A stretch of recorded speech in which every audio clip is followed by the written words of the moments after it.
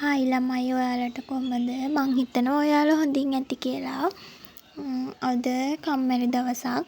ඒ නිසා ඉතින් මම හිතුවා මේ හස්බන්ඩ්ට කෑමක් හදන්න. කාලෙකින් කෑමක් හැදුවේ නැති හින්දා ඉතින් හදන්න හිතුවා. මේ නැන්දම්ම දීපු තල වගේකුත් තිබ්බා. ඒ හින්දා ඒ තලත් දාලා මේ සුදු කැකුළු හාල් පිටිත් දාලා පොලුත් දාලා ඉතින් දැන් බරටම වැඩේ පටන් ගන්න යන්නේ කෑම හදන්න. හැබැයි බලන්නකෝ අන්තිමට වීඩියෝ එක වෙන දේ. ওই විදිහට ඔයාලට වීඩියෝ එකකුත් ගේන ලස්සනට වීඩියෝත් කරා. ওই තල ටික දැන් කබලේ බෙදලා ඊට පස්සේ මේ සුදු කැකුළු හාල් පිටි ටිකක් මේ කබලේ බෙදලා දැන් ඒ ටික ඔක්කොම එකට දාලා ඊට පස්සේ පොලුත් මේ ගාගෙන කබලේ බෙදගත්තා. ඒ ටිකත් කබලේ බෙදගෙන ඒ ಜಾති තුනම මේ කලවම් කරගන්න ඕන. මමත් දැක්කේ මේක YouTube වීඩියෝ එකකින්.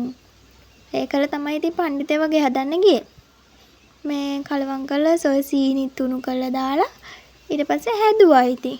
හැදුවට පස්සේ අන්තිමට ඒක කන්න බෑ. මේ නිකන් ගල් වුණා. ගල් වුණාට පස්සේ මම උණු වතුර දැම්මා.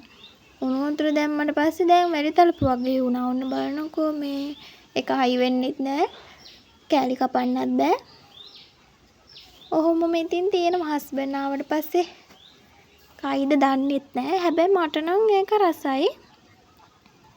මේ තලත් ඉතින් හොඳට හැපෙන හින්දා රසයි. ඒ වුණාට වැඩි තලපු වගේ හයි වෙන්නේ නෑ ඒක. මේ හස්බන්ඩ් ආවට පස්සේ අපි බලමුකෝ එයාගේ රියැක්ෂන් එක. එයා කයිද රසයි කියලාද විසික් කරයිද කියලා බලමුකෝ අපි. මම එකත් වීඩියෝ එකක් ගේනම්කෝ.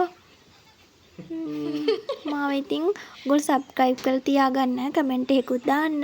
බයි බයි.